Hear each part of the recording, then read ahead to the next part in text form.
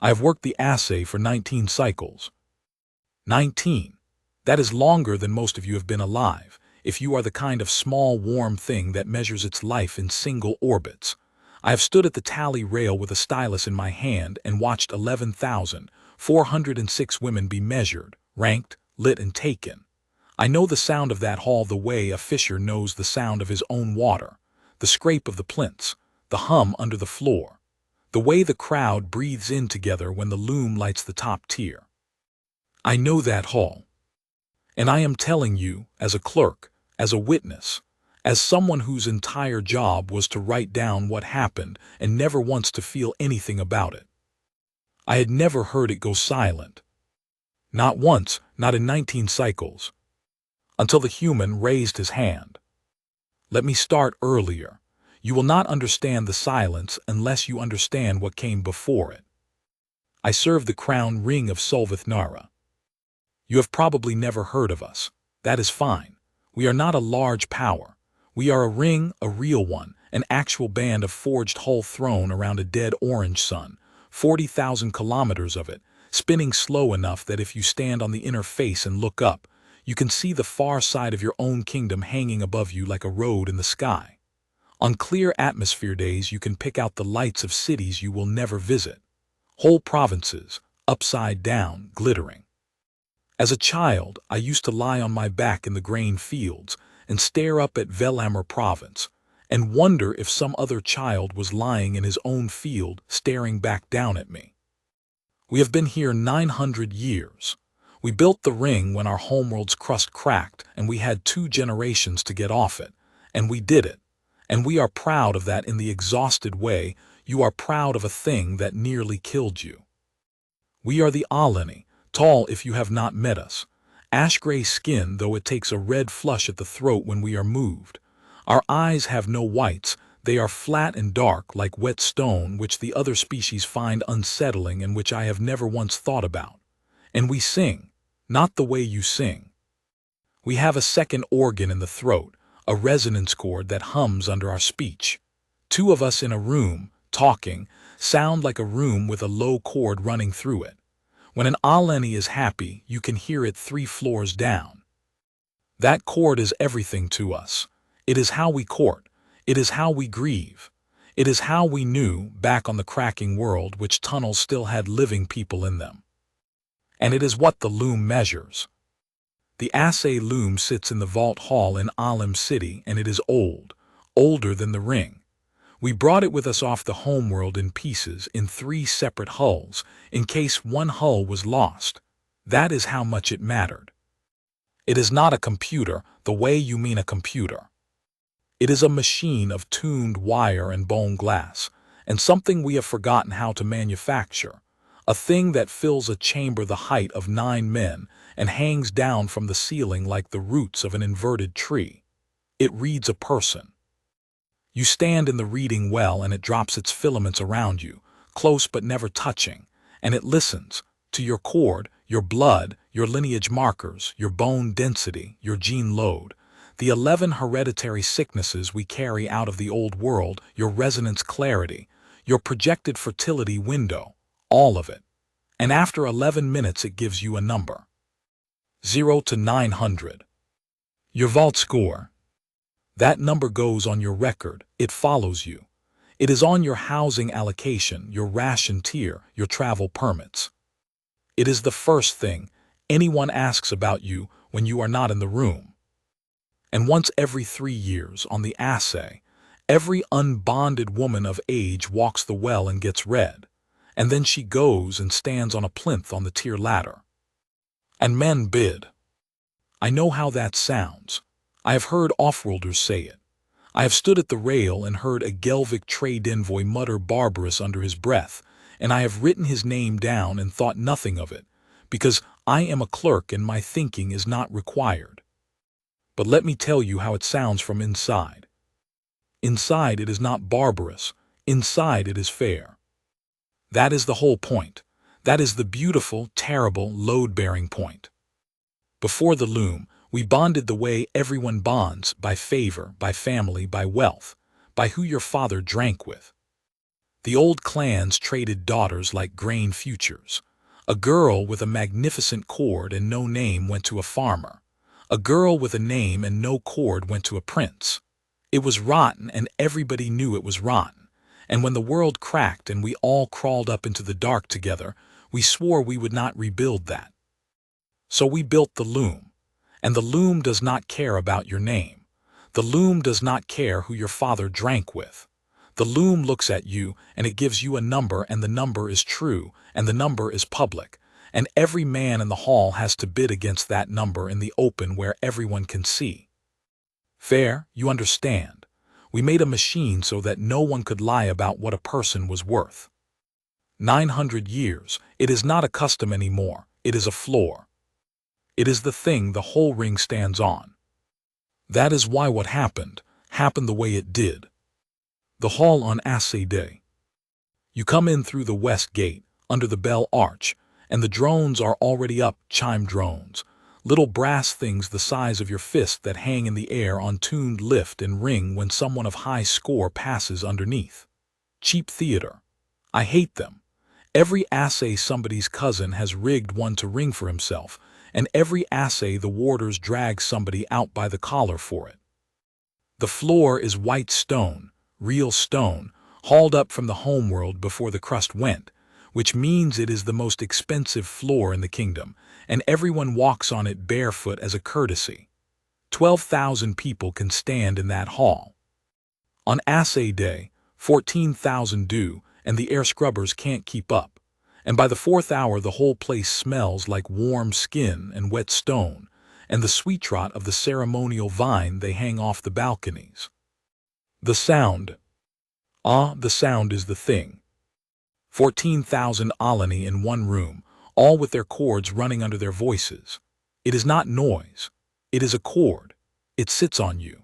Off-worlders describe it as pressure. A Beshan ambassador once told me it felt like standing chest-deep in a river. To us it is the sound of home, of everyone, of the kingdom being in one place at one time, and I will tell you honestly that even after 19 cycles it still puts a flush in my throat when I walk in. And above all of it the ladder. 11 tiers. Maglift plinths, stacked, curving up the north wall of the hall like a staircase for something much larger than us. Each plinth is a disc 2 meters across with a light well under the woman's feet, and the light is keyed to her score. Tier 1 is at the top, warm gold, and the women up there are lit so bright you can see them from the far balconies.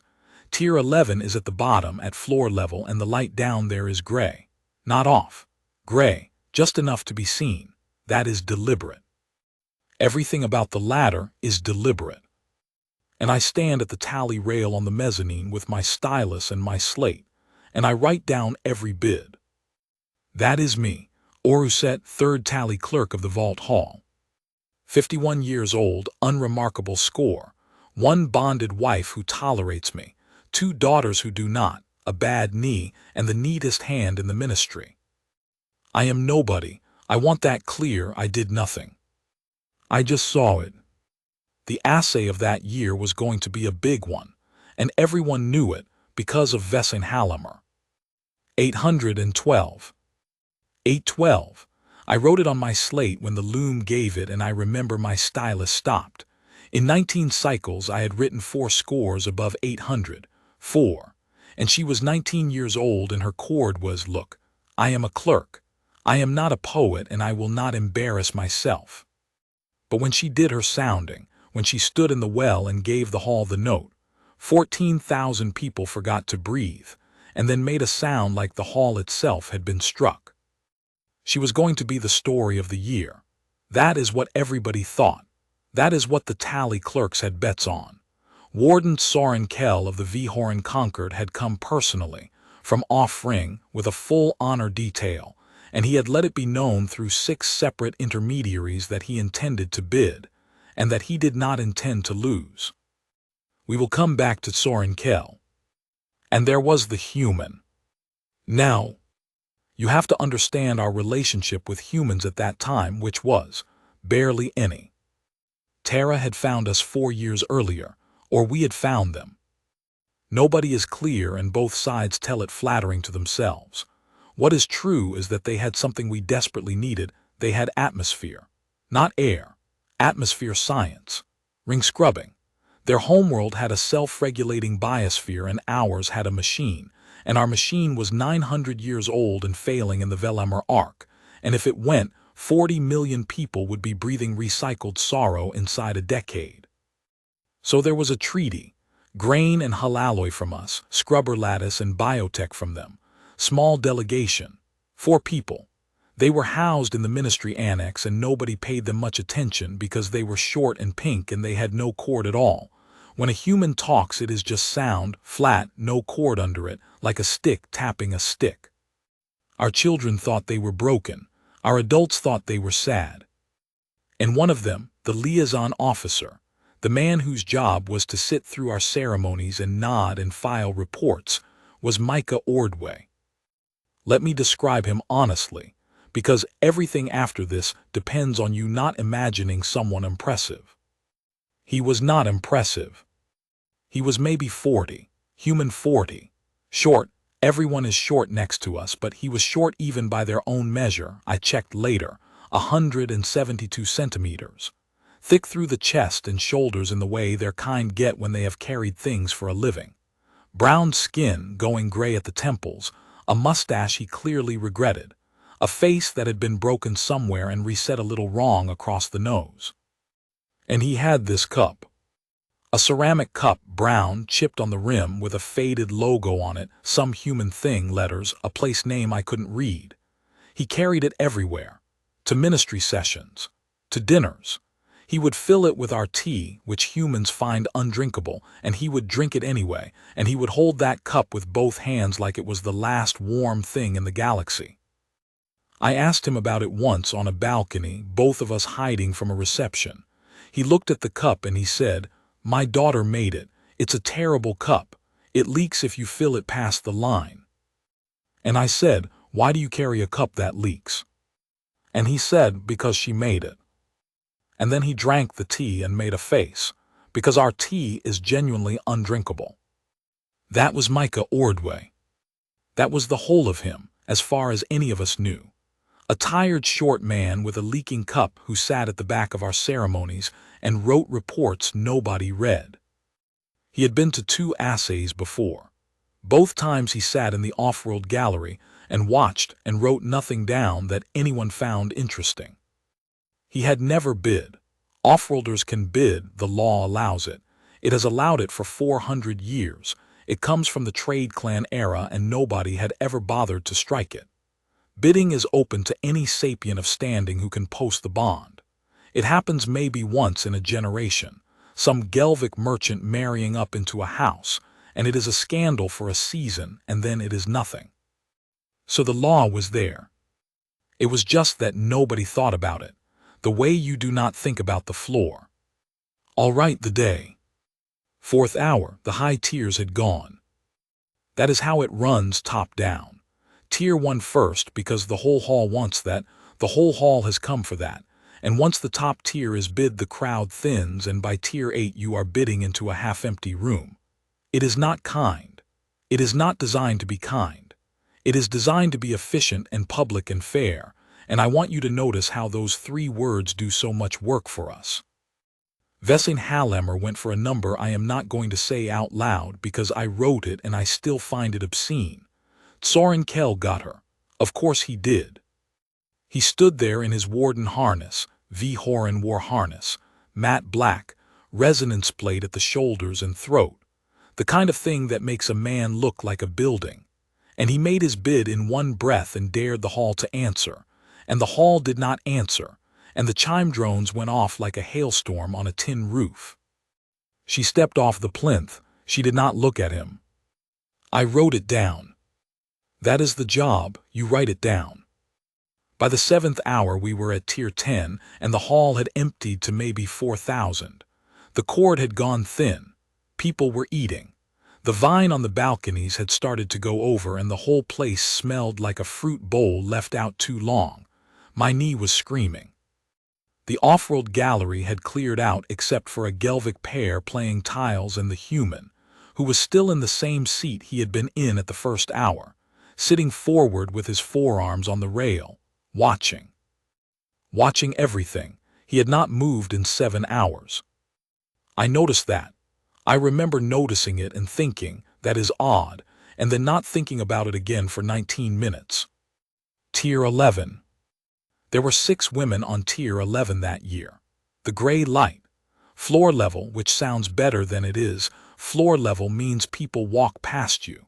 Floor level means a man can look at you from a meter away and then keep walking and not break stride. 5 of them went.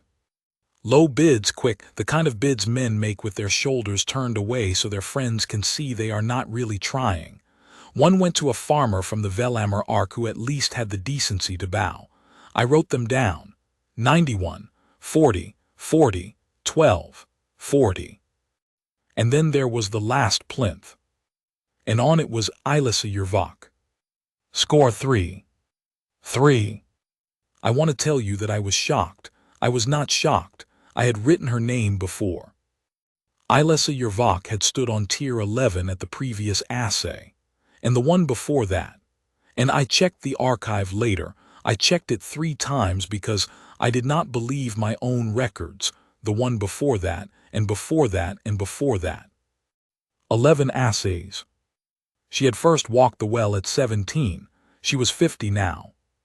11 times she had stood in the reading well and let the filaments come down around her, and 11 times the loom had given her the same number, 3, and 11 times she had walked to the gray plinth at the bottom of the ladder, and stood there for 11 hours while a kingdom decided she was not worth the bond fee. 33 years of her life, in 3-year increments, standing. That is the part I cannot, even now, even telling it now. 11 times. I need to explain the 3, and I need to be careful, because this is where I am going to sound like a monster, and I do not want you to stop listening. She had no cord. Not a weak cord, not a damaged one. None. When Ilissa Yervak spoke there was nothing under it, flat sound, stick on stick. Like a human. Do you understand what that is to us? A cord is not an ornament. It is how we love. It is how we tell our children we are near in the dark. It is the sound my wife makes at the back of her throat when I come home late and she is pretending to be asleep and is not. An Aleni without a cord is not ugly. Ugly would be easy. Ugly is a shape and you get used to a shape. An Aleni without a cord is unreachable. She is standing right there and there is a wall around her that you cannot see and cannot climb and cannot even properly explain. You talk to her and something in your own chest keeps waiting for the answering hum and it does not come and it does not come, and after 4 minutes you find an excuse and you leave. Not out of cruelty. You just leave. Every time. Everyone. And the loom saw that, and the loom did its work honestly, mechanically, fairly, and gave her a 3, and the 3 was correct, and that is what I need you to sit with. The number was not a lie. The number was true. She had no cord, she had a lineage marker for the quiet, one of the 11 old sicknesses, and she was, that year, 50 years old. 3. The loom was right. The loom was right, and it was the most wrong thing that ever happened in that hall, and it took a short man with a leaking cup to show us the difference. She was standing very straight. That is what I noticed from the rail. 33 years of this and she was still standing straight, chin level, hands at her sides, the gray light coming up around her ankles. She was not beautiful. I will not lie to you and make her beautiful because that would be a cheat and she would have hated it. She was 50. Her face was long and flat-planed and there was a scar down her throat, an old one, thin and white and vertical, from the jaw to the collarbone. I had never thought about the scar. It is embarrassing to admit that. 11 times I had written her name and I had never once thought about the scar. She was not looking at the crowd. She was looking at the floor about 2 meters in front of her plinth. Not down at her feet, that would have been shame, and the warders correct you for shame. Just out, at a piece of white stone, steady. She had found a place to put her eyes 33 years ago, and she had never moved them. The speaker called it, Ilissa Yervak, Assay 3. Opening Bond 4. 4. That is the minimum. That is the number you use when the ministry is required to open something and would prefer to be done with it. Nothing. 6 seconds. The speaker was already drawing breath to close it. He had done this 10 times before with the same name, and he was good at it. He was smooth. He had the little half-turn already started, the one that lets a woman step off the plinth while everyone is conveniently looking at the next thing. And a voice from the off-world gallery said, 4. I want to describe the sound in the hall in the next half-second. There wasn't one. Not silence. Not yet. The silence came later, and the silence was different. This was confusion. 4,000 people making the small, ugly noises of not understanding. The cord broke apart into pieces. Somebody laughed one bark and it died. The speaker's head came up. He looked at the gallery. And there was Micah Ordway, standing at the rail in his plain gray liaison coat, with his hand up like a man in a market asking about the price of fish. And in the other hand the cup. He was still holding the cup. The speaker did not know what to do. I want to be fair to him. 900 years of procedure, and there is no line in it for this. He said, and I am quoting from my own record, the gallery will confirm standing. And Ordway said, Micah Ordway, Terran Liaison, Ring Treaty Annex.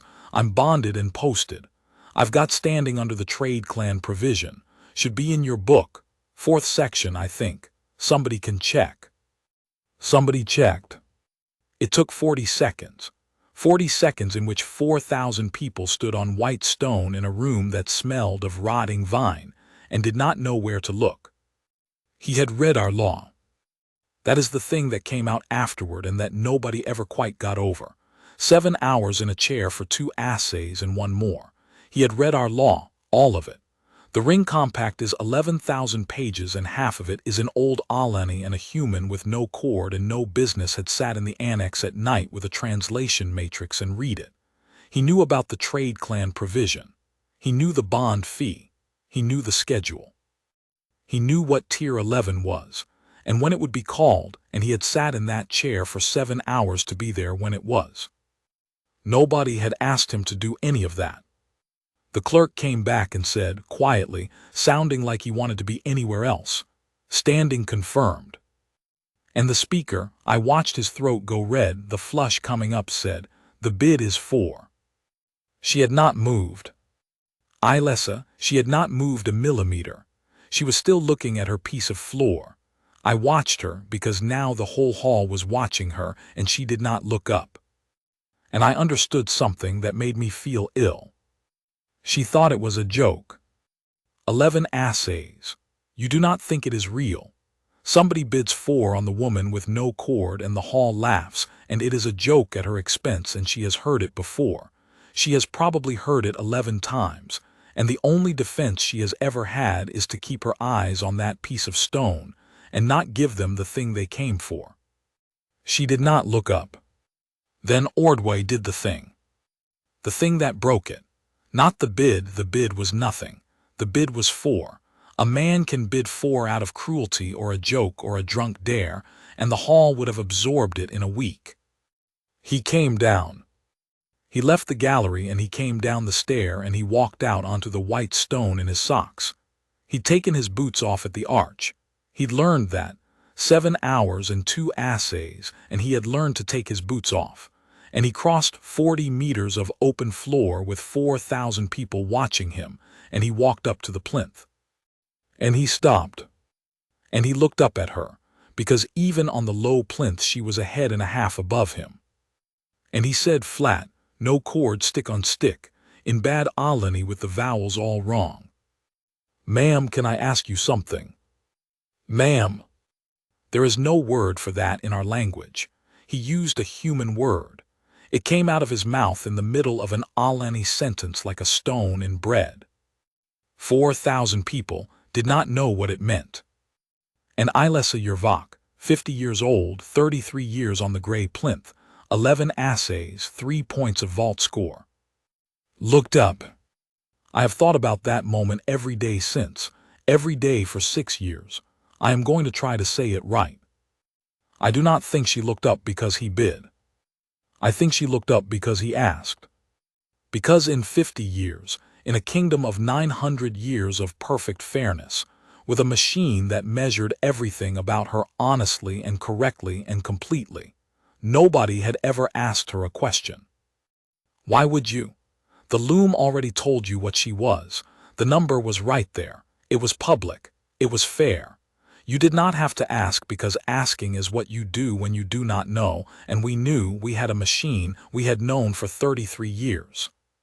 She looked at him, and she said flat, no cord under it, in a voice like a stick on a stick.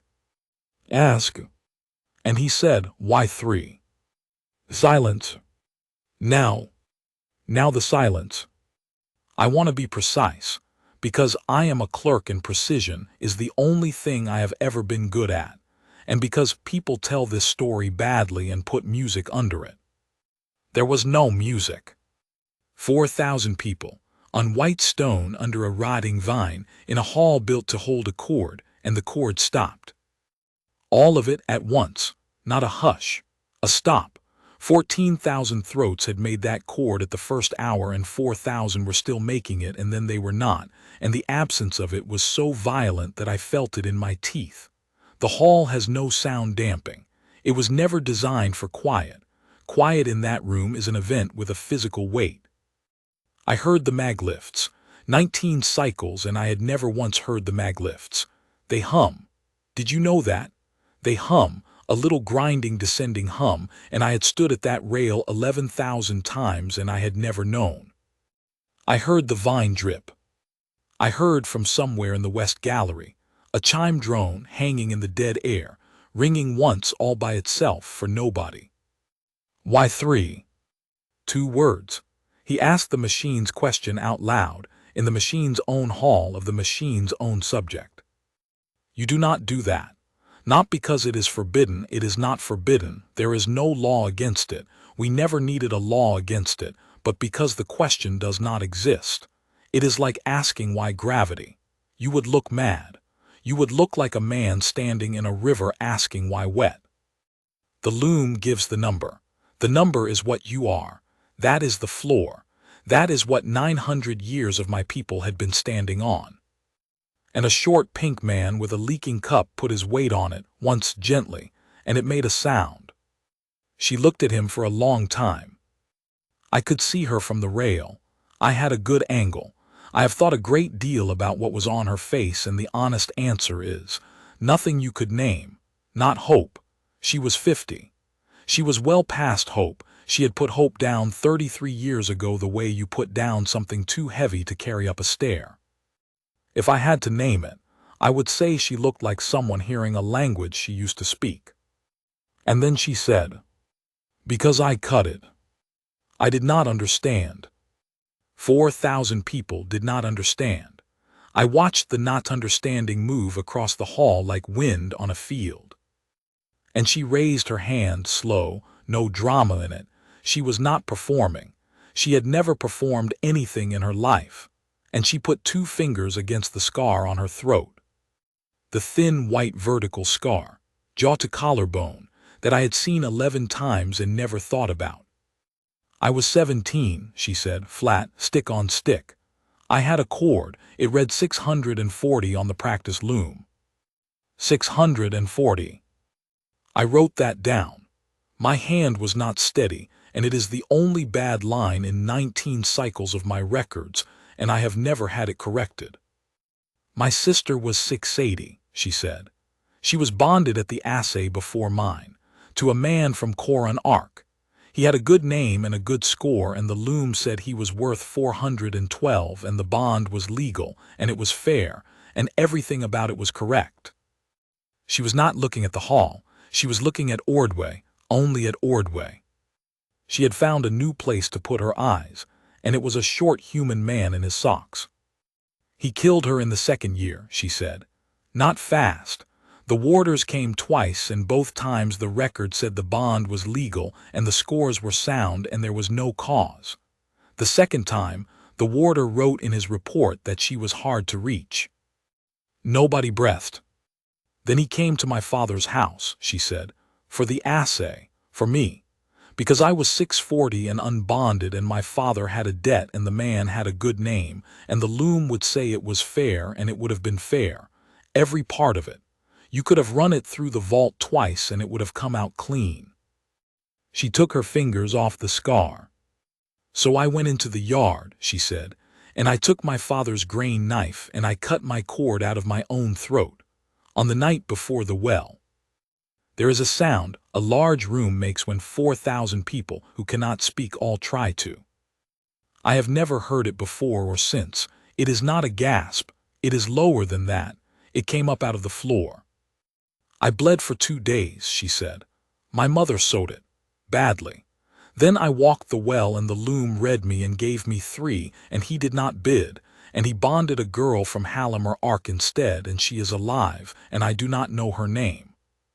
She looked around the hall then. First time. 50 years old, 33 years on the gray plinth, and she looked at us. The loom is not wrong, she said. I want that understood. I do not stand here and say the machine lied. The machine is right. I have no cord. I carry the quiet. I am 50. 3 is correct. And then, very quietly, and I swear to you the whole hall heard it. It just never asked me why. I am going to stop for a moment. Forgive me. I am 57 now and I do not tell this well. Because here is the thing that took me 6 years to be able to say out loud. And it is the reason I am telling you at all. We were not evil. I need that to be true. I need you to let it be true, because if we were evil then this story is nothing. It is just a story about bad people doing a bad thing, and you can watch it and feel clean and go to sleep. We were not evil, we were fair. We had built the fairest thing in 11 systems. We had taken the ugliest part of ourselves, the trading of daughters, and we had killed it with a machine. And the machine worked, and it worked for 900 years, and there were 40 million people alive on that ring who had better lives because of it. The loom did not hate Ilessa Yervak. The loom cannot hate.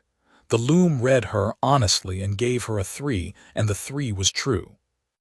The loom just could not measure the one thing that mattered. It could see that she had no cord. It could not see that she had given it up. And for 33 years neither could we, because we had a machine to look for us and we had forgotten how to look ourselves. That is what a floor does. You stop checking it. That is the entire point of a floor. He asked why 3. 4,000 of us had the same information he had. Every one of us could read. Her record was public. It was public. That was the whole beauty of it. Her score was on a slate in the vault archive, and any citizen could pull it, and any citizen could have seen a 640 practice reading, and a 3 at 17 and 11 assays and a scar. And not one of us in 33 years had ever put those things next to each other. Because we had a number. Why would you ask a question you already have the answer to? Warden Soren Kell came out of the crowd. Let me tell you about him properly now, because I have been putting it off. The Vhorin Conquered holds 9 systems on our spinward flank, and they are not our enemies exactly. They are our neighbors, which is worse. They lease us hull alloy at a price that has been an insult for 2 centuries. Their soldiers garrison the ring's outer docks under a treaty my grandfather's ministry signed, while being politely strangled. And Soren Kell was their warden of the Spinward March. Vhorin are big. Not tall, big, dense. A Vhorin weighs 3 of me. They evolved on a heavy world with predators, and they have never fully forgiven the universe for it. He was in full harness. Matte black warplate, resonance drivers at the shoulder and throat, gauntlets with the field emitters live and humming. That harness can put a man through a wall. It is not ceremonial. Vhorin do not do ceremonial. And 2 hours earlier he had bought Vesing Hallammer, 812, in front of the whole kingdom, and the chime drones had gone off like hail, and it had been the greatest moment of his life. And now nobody was looking at him. That is what I think it was. I have had 6 years to be generous, and that is the most generous I can be. He had bought the highest score in 19 cycles, and 40 seconds later, a human in his socks had asked a two-word question and taken the entire hall away from him. He came out of the crowd and his boots were on. He had not taken his boots off. 2 centuries of garrison, and he had never once taken his boots off in our hall. He walked to the plinth and he said, loud, in trade standards so everyone would understand, "This is a mockery of your right." And Ordway turned around, slowly, and he had to tilt his head all the way back to look at him. And he said, "It's not my right." "You bid 4 on a null score," Kell said. "You bid 4 on a cordless to make a point about your betters. You will withdraw and you will apologize to this hall." And Ordway said, "And I want you to hear the exact flatness of it. No chord, no music. A stick on a stick." "No." "You are a clerk," Kell said. "You are a liaison. You have no house, no bond standing, no score. You are a small man with a cup." "Yeah," Ordway said. "You do not even know what she is." "I asked," Ordway said. "You didn't." "I have been asked many times whether he planned that. Whether the whole thing was a strategy, some deep human maneuver, whether Terra sent him to break our loom on purpose because a fractured kingdom signs a better atmosphere treaty. I have read the humans' own reports. They declassified them eventually. 4 years of reports on our ceremonies, dry as bone, and then that day's entry, and it is 9 words long. I have it memorized. Attended assay, made a bid, will explain in person. He did not plan it.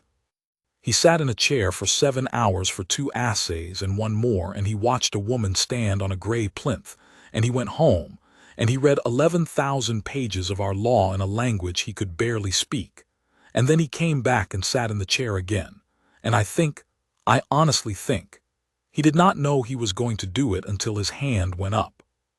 Some things you do not decide. You just stop being able to not do them. Kell invoked the sounding circle.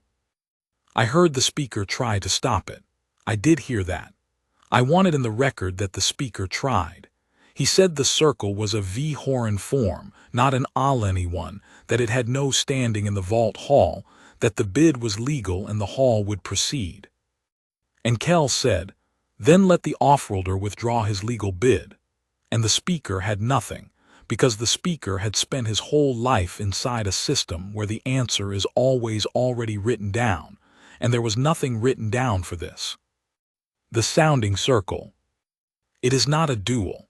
I want that clear, because people tell this part wrong and make it a duel, and it was not a duel. A duel would have been better. It is a V-Horan judicial form 4 centuries old. 2 parties stand in a marked circle. One is the challenger. The challenger strikes. The answerer may not strike back. That is the whole architecture of it. The answerer may only stand. If the answerer leaves the circle, the challenger's claim is true. If the answerer falls and does not rise, the challenger's claim is true. If the answerer stands and keeps standing, the challenger must eventually stop, because to strike a standing man past the point of decision is dishonor, and V-Horan honor is real and load-bearing, and the only reason anybody survives that circle at all. It is a very old, very ugly, very V-Horan idea about truth, that the truth is whatever is still standing at the end. You understand what he was doing. Kell was in war harness. Ordway was 172 centimeters of tired human in a liaison coat and socks. It was not a duel, it was a demonstration. They marked the circle on the white stone with ash. 4,000 people made a ring around it. Nobody sat. The maglifts had gone quiet, someone had cut them, and the tiers were dark for the first time in the history of the hall, and the only light in the room was the work lamps and the gray of tier 11, still lit, because Ilessa Yervak was still standing on her plinth. Nobody had told her to step off. Nobody had thought to. She stood there in the gray light and watched. Ordway took off his coat, folded it. He did that carefully, which I remember, because it was such a small domestic thing to do in a room that was about to watch him be destroyed. He folded his coat and he set it on the stone and he put the cup on top of it, on the folded coat, so it wouldn't tip. And then he stepped into the ash. I am not going to make this beautiful. I have heard singers do this part and I have walked out of the room. There is nothing beautiful in it. It was the worst thing I have ever seen, and I have seen the Vellamur decompression. The first strike broke 3 of his ribs. I know because the human medics said so afterward, and I know because of the sound, a wet crack in a silent hall, and the hall made that low noise again, the one that comes up out of the floor. He went down on one knee. And he got up. Kell struck him again and he went down flat, and his head hit the white stone from the homeworld, and a woman near me put her hands over her mouth. He got up. The third one broke his arm. You could see it, the wrongness of it, hanging. The fourth one put him down for 11 seconds. I counted. It is what I do. I counted 11 seconds and I stood at the rail with my stylus in my hand, and I wrote nothing. For the first time in 19 cycles, I did not write it down, because my hand would not. He got up. And on the 5th time when he got up, and he could not really get up anymore, he was getting up in pieces, a hand, and then a knee, and then a long, wrong pause, and then the rest. He said a number. 5. Nobody understood. Kell struck him down and he got up and he said, 6. And Kell, I saw this. I was 12 meters up and I saw his face. Kell hesitated. For the first time. Because a V-Horan circle is a machine for producing an answer, and this was not producing an answer. This was producing counting, and he did not know what the counting was. 7. Down, up. 8. Down, up, slower. There was blood on the white stone, and nobody had gone for a cloth because nobody could move. 9. Down. And he did not get up, not for a long time, long enough that the speaker started forward and a warder caught his arm. And then from the plinth, from tier 11, from the gray light, Ilessa Yervak said, flat, no chord, in a voice like a stick on a stick, loud enough to fill a hall built for a chord. 10. He got up. I do not know how. The human medics do not know how either. I asked later, and the woman looked at me for a while and said, yeah, we get that a lot, and did not explain. He got up and he stood there, and he was not really a shape anymore, and he said, 10. Kell struck him down. And 4,000 people said, 11. The whole hall. Not a chant. We are not a chanting people. It came out ragged and broken, and half of it was late, and it was not beautiful. It was the ugliest sound my kingdom has ever made, and it is the only one I am proud of. 4,000 aleni, chords and all, in a room built to hold a chord, counting. 11. 11 assays. 11 times she had stood on that gray plinth and been passed over, and every one of us in that room had walked past her at least once, and not one of us had ever asked. And now a broken human was on the floor of the vault hall counting them out with his body, one at a time in front of us, and he was not going to stop. He got up. He was up for maybe 2 seconds. He got to his feet, and his legs were not doing anything anymore, and he swayed, and he stayed inside the ash. He said 11. And then he said to Tsorin Kell, through a mouth that was not working right. She did 33 years of this, standing. You want to go for 33. Tsorin Kell stepped back. He stepped back and he opened his gauntlets and the field emitters cut out and the humming stopped. And in a hall that had already been silent for 11 minutes, that was somehow the loudest thing that had happened all day. He said, and to his credit, he said it loud enough for the record. He did not mumble it. Whatever else he was not a coward. The answer stands. And then he turned around and he walked out of my kingdom's hall in his boots, and I have not seen him since. Ordway fell down. Of course he did. Nobody thinks about that part. The circle ended, and the claim was answered, and the man had nothing left holding him together, but the fact that it wasn't over yet. And the second it was over he went down like a dropped coat. And the plinth came down. She brought it down herself. There is a manual release on the underside, for maintenance, and I do not know how she knew it was there, and I have never asked. The maglift hummed. The gray light went out. She stepped off the disc onto white stone for the first time in 11 assays, and she crossed the ash, and she knelt down next to him, and she put her hand on his chest, and she said something. I was 12 meters up. I did not hear it. I have wanted to know what she said for 6 years, and I have never asked either of them, because it is not mine. But I will tell you what I saw. I saw a woman with no cord kneel on the white stone, and open her mouth and try to hum. There was nothing there. There was nothing to hum with. She had cut it out in her father's yard with a grain knife 33 years ago, and there was nothing left in her throat but a scar. She did it anyway. Flat, silent, a stick on a stick, her mouth open and her throat working and no sound coming out at all, kneeling over a broken human in a hall built to hold a cord. And she made no sound, and 4,000 of us heard it. The bid stood. That is the part people always want, and it is the least interesting part. 4. The bond fee was 4. It is in the ledger in my hand.